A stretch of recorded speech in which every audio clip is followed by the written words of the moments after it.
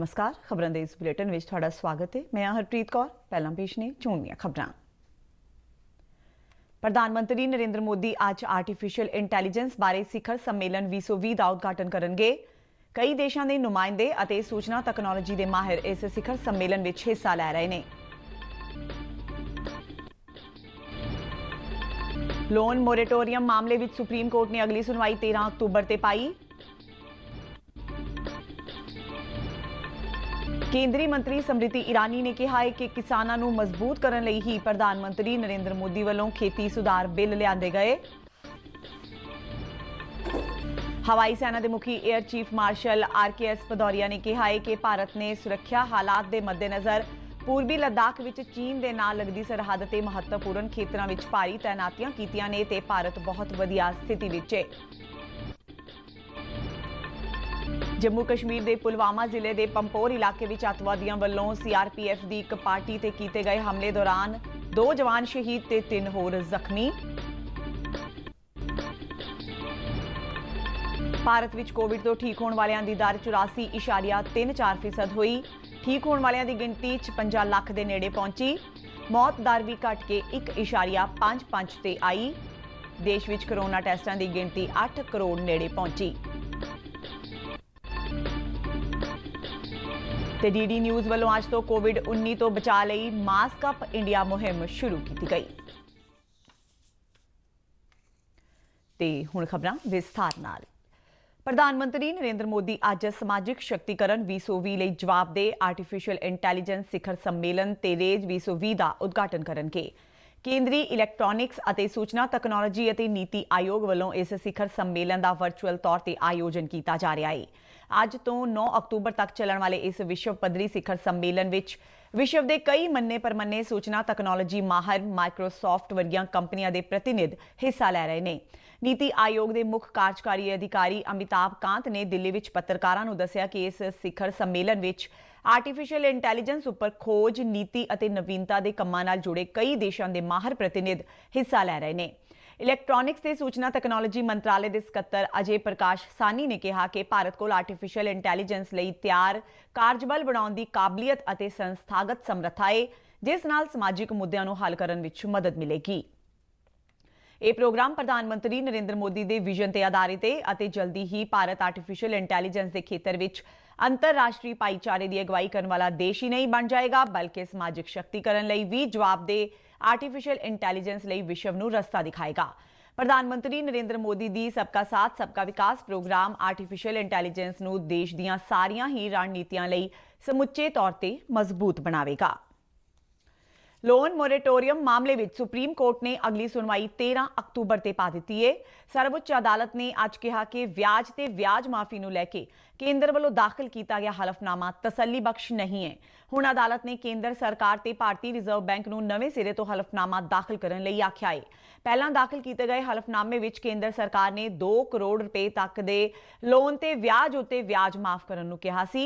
इसका बोझ खुद केंद्र सरकार उठावेगी, जो अनुमानित तौर पर 5,000 तो 7,000 करोड़ रुपए होगा।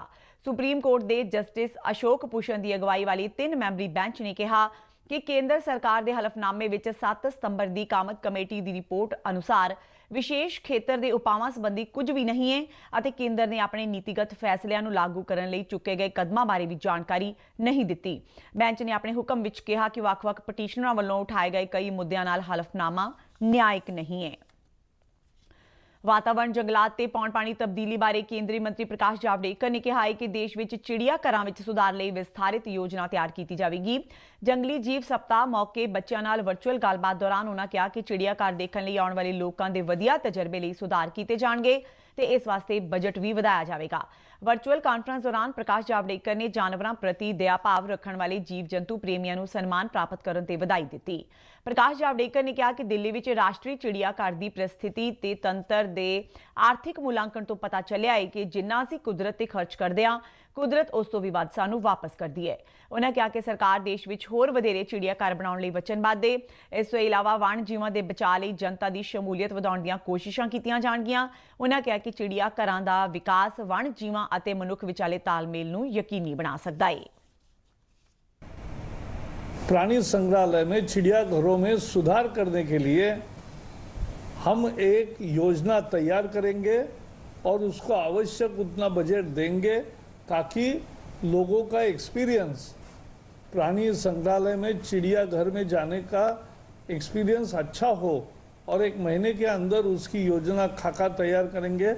अगली बजट में उसकी योजना घोषित होगी। ਵਸਤੂ ਅਤੇ ਸੇਵਾ ਕਰ ਪ੍ਰੀਸ਼ਦ ਦੀ ਮੀਟਿੰਗ ਅੱਜ ਨਵੀਂ ਦਿੱਲੀ ਵਿੱਚ ਹੋ ਰਹੀ ਹੈ। ਇਸ ਮੀਟਿੰਗ ਵਿੱਚ ਦੇਸ਼ ਦੇ ਗੈਰ ਬੀਜੇਪੀ ਹਕੂਮਤ ਵਾਲੇ ਰਾਜਾਂ ਵੱਲੋਂ ਜੀਐਸਟੀ ਦੇ ਮੁਆਵਜ਼ੇ ਦੇ ਮੁੱਦੇ ਨੂੰ ਜ਼ੋਰਦਾਰ ਢੰਗ ਨਾਲ ਉਠਾਏ ਜਾਣ ਦੀ ਸੰਭਾਵਨਾ ਹੈ। ਭਾਜਪਾ ਦੀ ਹਕੂਮਤ ਵਾਲੇ ਸੂਬਿਆਂ ਸਮੇਤ ਦੇਸ਼ ਦੇ 21 ਸੂਬਿਆਂ ਨੇ ਸਤੰਬਰ ਦੇ ਅੱਧ ਤੱਕ 97,000 ਕਰੋੜ ਰੁਪਏ ਦਾ ਕਰਜ਼ਾ ਲੈਣ ਦੇ ਸੁਝਾਅ ਨੂੰ ਮੰਨ ਲਿਆ ਸੀ, ਪਰ ਪੰਜਾਬ, ਪੱਛਮੀ ਬੰਗਾਲ ਤੇ ਕੇਰਲਾ ਵਰਗੇ ਸੂਬਿਆਂ ਨੇ ਕੇਂਦਰ ਵੱਲੋਂ ਜੀਐਸਟੀ ਮਾਲੀਏ ਦੀ ਘਾਟ ਪੂਰੀ ਕਰਨ ਲਈ ਕਰਜ਼ਾ ਲੈਣ ਦੇ ਸੁਝਾਅ ਦਾ ਵਿਰੋਧ ਕੀਤਾ ਸੀ। ਸੂਤਰਾਂ ਅਨੁਸਾਰ ਪ੍ਰੀਸ਼ਦ ਦੀ ਅੱਜ ਹੋ ਰਹੀ 42ਵੀਂ ਮੀਟਿੰਗ ਦੌਰਾਨ ਇਹਨਾਂ ਸੂਬਿਆਂ ਵੱਲੋਂ ਜੀਐਸਟੀ ਮਾਲੀਏ ਦਾ ਘਾਟਾ ਪੂਰਾ ਕਰਨ ਲਈ ਬਦਲਵੇਂ ਪ੍ਰਬੰਧ ਕੀਤੇ ਜਾਣ ਦੀ ਮੰਗ ਕਰਨ ਦੀ ਸੰਭਾਵਨਾ ਹੈ। ਇਹਨਾਂ ਸੂਬਿਆਂ ਦਾ ਮੰਨਣਾ ਹੈ ਕਿ ਸੰਵਿਧਾਨਿਕ ਤੌਰ ਤੇ ਸੂਬਿਆਂ ਨੂੰ ਮੁਆਵਜ਼ਾ ਦੇਣ ਦਾ ਫਰਜ਼ ਕੇਂਦਰ ਸਰਕਾਰ ਦਾ ਹੈ।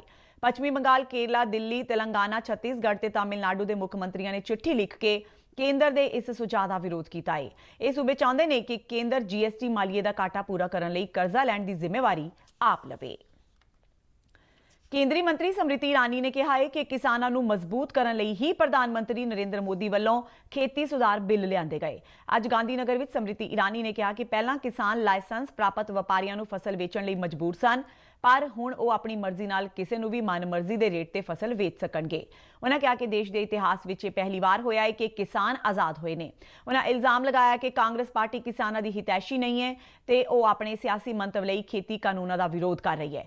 ਸਮ੍ਰਿਤੀ ਇਰਾਨੀ ਨੇ ਕਿਹਾ ਕਿ ਪ੍ਰਗਤੀਸ਼ੀਲ ਰਾਸ਼ਟਰ ਵਿੱਚ ਕਿਸਾਨਾਂ ਨੂੰ ਵੀ ਤਰੱਕੀ ਦੇ ਰਾਹ ਤੇ ਚੱਲਣ ਦਾ ਹੱਕ ਹੈ। किसान को बिचौलियों से आजाद होते देख कांग्रेस का नेतृत्व तिलमिला उठा, क्योंकि वर्षों वर्ष किसान को बिचौलियों के सम्मुख बांध के रखकर कांग्रेस की राजनीति चलती आई है। देश के नागरिक भलीभांति जानते हैं कि कांग्रेस के जिस प्रमुख परिवार के एक प्रमुख सदस्य ने जीवन भर किसानों की जमीन लूटी हो, वो परिवार क्यों चाहेगा देश के किसान की जमीन सुरक्षित रहे।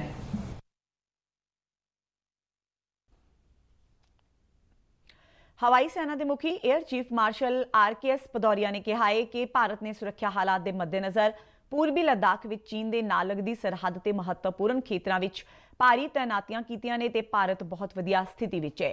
ਹਵਾਈ ਸੈਨਾ ਦਿਵਸ ਤੋਂ ਪਹਿਲਾਂ ਇੱਕ ਪ੍ਰੈਸ ਕਾਨਫਰੰਸ ਦੌਰਾਨ ਉਹਨਾਂ ਕਿਹਾ ਕਿ ਚੀਨ ਦੀ ਹਵਾਈ ਤਾਕਤ ਭਾਰਤ ਦੀ ਸਮਰੱਥਾ ਤੋਂ ਬਿਹਤਰ ਨਹੀਂ ਹੋ ਸਕਦੀ, ਪਰ ਫਿਰ ਵੀ ਵਿਰੋਧੀ ਨੂੰ ਘੱਟ ਸਮਝਣ ਦਾ ਸਵਾਲ ਹੀ ਪੈਦਾ ਨਹੀਂ ਹੁੰਦਾ। ਹਵਾਈ ਸੈਨਾ ਮੁਖੀ ਨੇ ਕਿਹਾ ਕਿ ਭਾਰਤੀ ਹਵਾਈ ਸੈਨਾ ਲੋੜ ਪੈਣ ਤੇ ਉੱਤਰੀ ਅਤੇ ਪੱਛਮੀ ਸਰਹੱਦਾਂ ਦੇ ਨਾਲ ਤੇ ਇੱਕੋ ਸਮੇਂ ਜੰਗ ਦੀ ਸਥਿਤੀ ਨਾਲ ਨਜਿੱਠਣ ਲਈ ਪੂਰੀ ਤਰ੍ਹਾਂ ਤਿਆਰ ਹੈ। ਉਹਨਾਂ ਦੇਸ਼ ਵਾਸੀਆਂ ਨੂੰ ਭਰੋਸਾ ਦਿਵਾਇਆ ਕਿ ਹਵਾਈ ਸੈਨਾ ਵੱਲੋਂ ਕਿਸੇ ਵੀ ਤਰ੍ਹਾਂ ਦੀ ਹੰਗਾਮੀ ਸਥਿਤੀ ਨਾਲ ਨਜਿੱਠਣ ਲਈ ਸੀਮਾ ਤੇ ਭਾਰੀ ਤੈਨਾਤੀ ਕੀਤੀ ਗਈ ਹੈ। ਭਾਰਤ ਅਤੇ ਚੀਨ ਵਿਚਾਲੇ ਪੂਰਬੀ ਲੱਦਾਖ ਵਿੱਚ ਸਰਹੱਦ ਨੂੰ ਲੈ ਕੇ ਮਤਭੇਦ ਅਤੇ ਸੰਘਰਸ਼ ਪਿਛਲੇ 5 ਮਹੀਨਿਆਂ ਤੋਂ ਵੀ ਲੰਮੇ ਸਮੇਂ ਤੋਂ ਚੱਲ ਰਿਹਾ ਹੈ ਅਤੇ ਇਸ ਕਾਰਨ ਦੋਹਾਂ ਮੁਲਕਾਂ ਦੇ ਸਬੰਧ ਵੀ ਖਰਾਬ ਹੋਏ ਨੇ। ਇਸ ਦੌਰਾਨ ਦੋਵੇਂ ਧਿਰਾਂ ਵੱਲੋਂ ਕੂਟਨੀਤਿਕ ਅਤੇ ਫੌਜੀ ਪੱਧਰ ਦੇ ਮੁੱਦੇ ਤੇ ਹੱਲ ਲਈ ਕਈ ਮੀਟਿੰਗਾਂ ਵੀ ਕੀਤੀਆਂ ਗਈਆਂ, ਪਰ ਅਜੇ ਸੰਘਰਸ਼ ਦੀ ਸਥਿਤੀ ਨੂੰ ਖਤਮ ਕਰਨ ਵਿੱਚ ਕੋਈ ਸਫਲਤਾ ਨਹੀਂ ਮਿਲੀ ਹੈ। 12 ਅਕਤੂਬਰ ਨੂੰ ਦੋਵੇਂ ਮੁਲਕਾਂ ਦੀਆਂ ਫੌਜਾਂ ਨਵੇਂ ਗੇੜ ਦੀ ਗੱਲਬਾਤ ਕਰਨਗੀਆਂ, ਜਿਸ ਦੌਰਾਨ ਤਣਾਅ ਵਾਲੀਆਂ ਥਾਵਾਂ ਤੋਂ ਫੌਜਾਂ ਨੂੰ ਹਟਾਏ ਜਾਣ ਦੇ ਵਿਸ਼ੇਸ਼ ਏਜੰਡੇ ਤੇ ਚਰਚਾ ਕੀਤੀ ਜਾਵੇਗੀ। The emerging threat scenario in our neighborhood and beyond mandates a need to have a robust capability to fight across the entire spectrum of warfare. We conduct bilateral and multilateral exercises with leading air forces of the world. Operationally, we are amongst the best. Our vision is to continue to scale up our combat capability and credibility as a force to reckon through modernization and operational training, and substantially increase indigenous equipment to achieve self-reliance and strategic autonomy. ਭਾਰਤੀ ਹਵਾਈ ਸੈਨਾ ਵੱਲੋਂ ਹਰ ਵਰੇ 8 October ਨੂੰ air force ਡੇ ਮਨਾਇਆ ਜਾਂਦਾ ਹੈ। ਇਸ ਦਿਨ ਹਵਾਈ ਸੈਨਾ ਦੀ ਜਾਂਬਾਜ਼ ਹਵਾਈ ਜਹਾਜ਼ਾਂ ਨਾਲ ਹੈਰਾਨ ਕਰਨ ਵਾਲੇ ਕਰਤੱਵ ਦਿਖਾਉਂਦੇ ਹੋਏ ਦੁਨੀਆ ਨੂੰ ਆਪਣੀ ਤਾਕਤ ਦਾ ਅਹਿਸਾਸ ਕਰਾਉਂਦੇ ਨੇ। ਇਸ ਵਾਰ 에ਅਰ ਫੋਰਸ ਡੇ ਤੇ ਹੋਣ ਵਾਲੀ ਪਰੇਡ ਖਾਸ ਹੋਵੇਗੀ, ਕਿਉਂਕਿ ਇਸ ਵਿੱਚ ਰਾਫੇਲ ਲੜਾਕੂ ਜਹਾਜ਼ ਵੀ ਸ਼ਾਮਿਲ ਕੀਤਾ ਜਾਵੇਗਾ, ਜੋ ਪਿੱਛੇ ਜਿਹੇ ਭਾਰਤੀ ਹਵਾਈ ਸੈਨਾ ਦਾ ਹਿੱਸਾ ਬਣਿਆ ਸੀ। ਭਾਰਤੀ ਹਵਾਈ ਸੈਨਾ ਅਨੁਸਾਰ ਪਰੇਡ ਵਿੱਚ 19 ਲੜਾਕੂ ਜਹਾਜ਼, 7 ਮਾਲਵਾਹਕ ਜਹਾਜ਼ ਤੇ 19 ਹੈਲੀਕਾਪਟਰਾਂ ਸਮੇਤ ਕੋਈ 56 에ਅਰਕ੍ਰਾਫਟ ਹਿੱਸਾ ਲੈਣਗੇ। ਪਰੇਡ ਦੌਰਾਨ ਰਾਫੇਲ ਲੜਾਕੂ ਜਹਾਜ਼ ਜਗੁਆਰ ਦੇ ਨਾਲ ਵਿਜੇ ਉਡਾਨ ਭਰਨਗੇ। ਇਸ ਤੋਂ ਇਲਾਵਾ ਸੁਖੋਈ ਤੇ ਤੇਜਸ ਦੇ ਨਾਲ ਟਰਾਂਸਫਾਰਮਰ ਉਡਾਨ ਭਰਨਗੇ। ਭਾਰਤੀ ਹਵਾਈ ਸੈਨਾ ਵੱਲੋਂ ਇੱਕ ਟਵੀਟ ਵਿੱਚ ਕਿਹਾ ਗਿਆ ਹੈ ਕਿ 8 ਅਕਤੂਬਰ ਨੂੰ ਭਾਰਤੀ ਹਵਾਈ ਸੈਨਾ ਦਿਵਸ ਦੀ ਪਰੇਡ ਵਿੱਚ ਦੂਜੇ ਜਹਾਜ਼ਾਂ ਦੇ ਨਾਲ ਰਾਫੇਲ ਲੜਾਕੂ ਜਹਾਜ਼ ਵੀ ਹਿੱਸਾ ਬਣੇਗਾ। ਦੋਹਰੇ ਇੰਜਨ ਓਮਨੀ ਰੋਲ ਦੇ ਨਾਲ ਹਵਾਈ ਟੋਹੀ ਸਟੀਕਵਾਰ ਜਹਾਜ਼ ਰੋਕੂ ਤੇ ਪਰਮਾਣੂ ਸੰਪੰਨ ਹਥਿਆਰਾਂ ਨਾਲ ਲੈਸੇ। ਜ਼ਿਕਰਯੋਗ ਹੈ ਕਿ ਹਵਾਈ ਸੈਨਾ ਵਿੱਚ ਰਸਮੀ ਤੌਰ ਤੇ 10 ਸਤੰਬਰ ਨੂੰ 5 ਰਾਫੇਲ ਲੜਾਕੂ ਜਹਾਜ਼ ਸ਼ਾਮਿਲ ਕੀਤੇ ਗਏ ਸਨ, ਜਿਸ ਨਾਲ ਦੇਸ਼ ਦੀ ਹਵਾਈ ਤਾਕਤ ਵਿੱਚ ਜ਼ਬਰਦਸਤ ਵਾਧਾ ਹੋਇਆ। ਬਹੁਮੰਤਵੀ ਰੋਲ ਵਿੱਚ ਕਾਮਯਾਬ ਰਾਫੇਲ ਜਹਾਜ਼ ਨੂੰ ਸਟੀਕ ਹਮਲੇ ਅਤੇ ਵਾਯੂ ਖੇਤਰ ਵਿੱਚ ਦਬਦਬਾ ਕਾਇਮ ਕਰਨ ਲਈ ਮੰਨਿਆ ਜਾਂਦਾ ਹੈ। 5 ਰਾਫੇਲ ਲੜਾਕੂ ਜਹਾਜ਼ਾਂ ਦੀ ਪਹਿਲੀ ਖੇਪ 29 ਜੁਲਾਈ ਨੂੰ ਫਰਾਂਸ ਤੋਂ ਭਾਰਤ ਆਈ ਸੀ। ਅਗਲੇ ਮਹੀਨੇ ਤੱਕ 4 ਤੋਂ 5 ਹੋਰ ਲੜਾਕੂ ਜਹਾਜ਼ ਭਾਰਤ ਪਹੁੰਚਣ ਦੀ ਸੰਭਾਵਨਾ ਹੈ। ਜੰਮੂ ਕਸ਼ਮੀਰ ਦੇ ਪੁਲਵਾਮਾ ਜ਼ਿਲ੍ਹੇ ਦੇ ਪੰਪੋਰ ਇਲਾਕੇ ਵਿੱਚ ਅੱਤਵਾਦੀਆਂ ਨੇ ਸੀਆਰਪੀਐਫ ਦੀ ਇੱਕ ਪਾਰਟੀ ਤੇ ਹਮਲਾ ਕੀਤਾ, ਜਿਸ ਵਿੱਚ 2 ਜਵਾਨ ਸ਼ਹੀਦ ਹੋ ਗਏ ਤੇ 3 ਹੋਰ ਜ਼ਖਮੀ ਹੋਏ ਨੇ। ਸਰਕਾਰੀ ਸੂਤਰਾਂ ਅਨੁਸਾਰ ਅੱਤਵਾਦੀਆਂ ਨੇ ਪੰਪੋਰ ਦੇ ਕੰਡੀਜ਼ਾਲ ਪੁਲ ਤੇ ਸੀਆਰਪੀਐਫ ਦੀ ਗਸ਼ਤ ਪਾਰਟੀ ਤੇ ਅੰਨ੍ਹੇਵਾਹ ਫਾਇਰਿੰਗ ਕੀਤੀ ਅਤੇ ਸੁਰੱਖਿਆ ਬਲਾਂ ਵੱਲੋਂ ਜਵਾਬੀ ਫਾਇਰਿੰਗ ਕੀਤੀ ਗਈ। ਦੋਵੇਂ ਪਾਸਿਓਂ ਹੋਈ ਫਾਇਰਿੰਗ ਵਿੱਚ ਸੀਆਰਪੀਐਫ ਦੇ 5 ਜਵਾਨ ਜ਼ਖਮੀ ਹੋ ਗਏ, ਜਿਨ੍ਹਾਂ ਵਿੱਚੋਂ ਬਾਅਦ ਵਿੱਚ 2 ਜਵਾਨਾਂ ਦੀ ਮੌਤ ਹੋ ਗਈ। 3 ਜ਼ਖਮੀ ਜਵਾਨਾਂ ਨੂੰ ਹਸਪਤਾਲ ਵਿੱਚ ਦਾਖਲ ਕਰਵਾਇਆ ਗਿਆ ਹੈ। ਇਸ ਘਟਨਾ ਤੋਂ ਬਾਅਦ ਸੁਰੱਖਿਆ ਬਲਾਂ ਨੇ ਇਲਾਕੇ ਦੀ ਘੇਰਾਬੰਦੀ ਕਰਕੇ ਤਲਾਸ਼ੀ ਅਭਿਆਨ ਸ਼ੁਰੂ ਕਰ ਦਿੱਤਾ ਹੈ। ਦੇਸ਼ ਵਿੱਚ ਕੋਵਿਡ-19 ਤੋਂ ਸਿਹਤਯਾਬ ਹੋਣ ਵਾਲਿਆਂ ਦੀ ਦਰ 84.34% ਹੋ ਗਈ ਹੈ। ਬੀਤੇ ਦਿਨ ਦੇਸ਼ ਭਰ ਵਿੱਚ 76,337 ਕਰੋਨਾ ਮਰੀਜ਼ਾਂ ਨੂੰ ਸਿਹਤਯਾਬ ਐਲਾਨਿਆ ਗਿਆ। ਕੇਂਦਰੀ ਸਿਹਤ ਮੰਤਰਾਲਾ ਦੇ ਇੱਕ ਬੁਲਾਰੇ ਨੇ ਦੱਸਿਆ ਕਿ ਦੇਸ਼ ਭਰ ਵਿੱਚ ਹੁਣ ਤੱਕ ਕੋਰੋਨਾ ਤੋਂ ਠੀਕ ਹੋਣ ਵਾਲੇ ਮਰੀਜ਼ਾਂ ਦੀ ਕੁੱਲ ਗਿਣਤੀ ਵੱਧ ਕੇ 55,86,703 ਹੋ ਚੁੱਕੀ ਹੈ। ਬੁਲਾਰੇ ਨੇ ਕਿਹਾ ਕਿ ਸਿਹਤਯਾਬ ਹੋਣ ਵਾਲਿਆਂ ਦੀ ਦਰ ਵਿੱਚ ਹੋ ਰਹੇ ਲਗਾਤਾਰ ਸੁਧਾਰ ਨਾਲ ਦੇਸ਼ ਵਿੱਚ ਐਕਟਿਵ ਕੇਸਾਂ ਦੀ ਦਰ ਕੁੱਲ ਕੋਰੋਨਾ ਦੀ ਪੁਸ਼ਟੀ ਵਾਲੇ ਮਾਮਲਿਆਂ ਦੇ ਮੁਕਾਬਲੇ ਘਟ ਕੇ ਸਿਰਫ 14.11% ਰਹਿ ਗਈ ਹੈ। ਸਿਹਤ ਮੰਤਰਾਲਾ ਵੱਲੋਂ ਦੇਸ਼ ਭਰ ਵਿੱਚ ਟੈਸਟ, ਟਰੈਕ ਤੇ ਟ੍ਰੀਟ ਦੇ ਸਿਧਾਂਤ ਤੇ ਕੀਤੇ ਜਾ ਰਹੇ ਉਪਰਾਲਿਆਂ ਨਾਲ ਸਿਹਤਯਾਬ ਹੋਣ ਵਾਲਿਆਂ ਦੀ ਦਰ ਵਧੀ ਹੈ ਤੇ ਮੌਤ ਦਰ ਘਟੀ ਹੈ। ਭਾਰਤ ਵਿੱਚ ਇਸ ਵੇਲੇ ਕੋਰੋਨਾ ਮਹਾਮਾਰੀ ਨਾਲ ਮਰਨ ਵਾਲਿਆਂ ਦੀ ਦਰ 1.55% ਰਹਿ ਗਈ ਹੈ। ਪਿਛਲੇ 24 ਘੰਟਿਆਂ ਦੌਰਾਨ ਇਸ ਮਹਾਮਾਰੀ ਨਾਲ 903 ਮੌਤਾਂ ਹੋਈਆਂ ਨੇ, ਜਿਸ ਨਾਲ ਦੇਸ਼ ਵਿੱਚ ਮਰਨ ਵਾਲਿਆਂ ਦੀ ਕੁੱਲ ਗਿਣਤੀ 1,02,685 ਹੋ ਗਈ ਹੈ। ਦੇਸ਼ ਵਿੱਚ ਇਸ ਵੇਲੇ ਕੁੱਲ ਕੋਰੋਨਾ ਐਕਟਿਵ ਮਾਮਲੇ 9,34,427 ਨੇ। ਉਂਝ ਹੁਣ ਤੱਕ ਦੇਸ਼ ਵਿੱਚ ਕੁੱਲ 66,23,815 ਕੋਰੋਨਾ ਮਾਮਲਿਆਂ ਦੀ ਪੁਸ਼ਟੀ ਹੋ ਚੁੱਕੀ ਹੈ।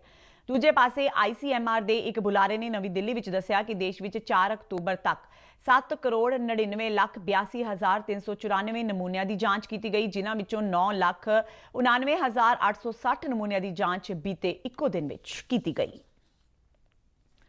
ਕੋਵਿਡ-19 ਮਹਾਮਾਰੀ ਦਾ ਪ੍ਰਕੋਪ ਰੁਕਣ ਦਾ ਨਾਮ ਨਹੀਂ ਲੈ ਰਿਹਾ। ਪੂਰੇ ਵਿਸ਼ਵ ਵਿੱਚ ਕੋਰੋਨਾ ਦੀ ਵੈਕਸੀਨ ਦੇ ਪ੍ਰਯੋਗ ਜਾਰੀ ਨੇ।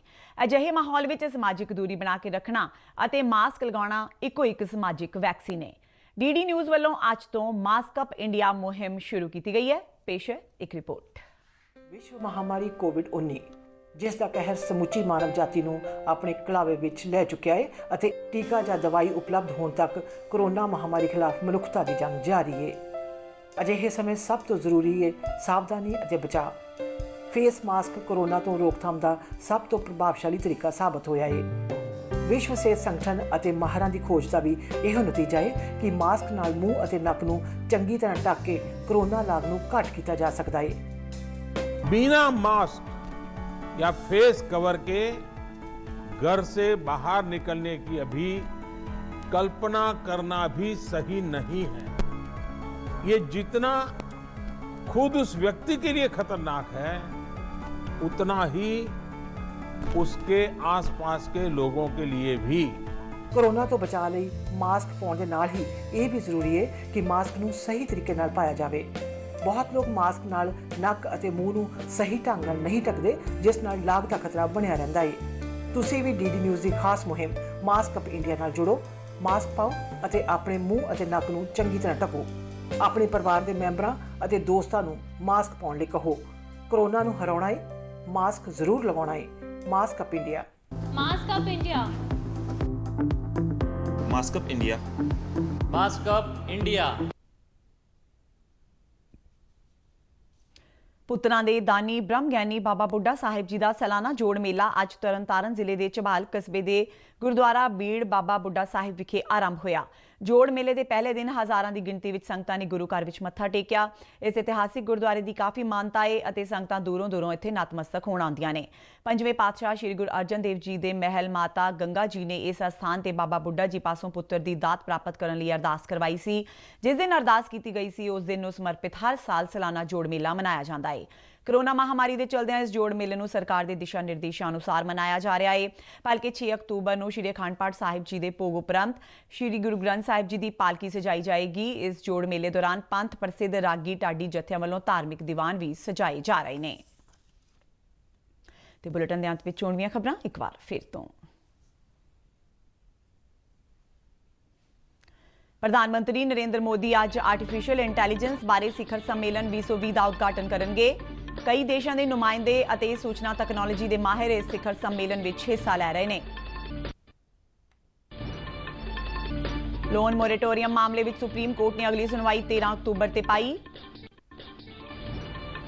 ਕੇਂਦਰੀ ਮੰਤਰੀ ਸਮ੍ਰਿਤੀ ਇਰਾਨੀ ਨੇ ਕਿਹਾ ਹੈ ਕਿ ਕਿਸਾਨਾਂ ਨੂੰ ਮਜ਼ਬੂਤ ਕਰਨ ਲਈ ਹੀ ਪ੍ਰਧਾਨ ਮੰਤਰੀ ਨਰਿੰਦਰ ਮੋਦੀ ਵੱਲੋਂ ਖੇਤੀ ਸੁਧਾਰ ਬਿੱਲ ਲਿਆਂਦੇ ਗਏ। ਹਵਾਈ ਸੈਨਾ ਦੇ ਮੁਖੀ air chief marshal RKS Bhadauria ਨੇ ਕਿਹਾ ਕਿ ਭਾਰਤ ਨੇ ਸੁਰੱਖਿਆ ਹਾਲਾਤ ਦੇ ਮੱਦੇਨਜ਼ਰ ਪੂਰਬੀ ਲੱਦਾਖ ਵਿੱਚ ਚੀਨ ਦੇ ਨਾਲ ਲੱਗਦੀ ਸਰਹੱਦ ਤੇ ਮਹੱਤਵਪੂਰਨ ਖੇਤਰਾਂ ਵਿੱਚ ਭਾਰੀ ਤਾਇਨਾਤੀਆਂ ਕੀਤੀਆਂ ਨੇ ਤੇ ਭਾਰਤ ਬਹੁਤ ਵਧੀਆ ਸਥਿਤੀ ਵਿੱਚ ਹੈ। ਜੰਮੂ ਕਸ਼ਮੀਰ ਦੇ ਪੁਲਵਾਮਾ ਜ਼ਿਲ੍ਹੇ ਦੇ ਪੰਪੋਰ ਇਲਾਕੇ ਵਿੱਚ ਅੱਤਵਾਦੀਆਂ ਵੱਲੋਂ CRPF ਦੀ ਇੱਕ ਪਾਰਟੀ ਤੇ ਕੀਤੇ ਗਏ ਹਮਲੇ ਦੌਰਾਨ 2 ਜਵਾਨ ਸ਼ਹੀਦ ਤੇ 3 ਹੋਰ ਜ਼ਖਮੀ।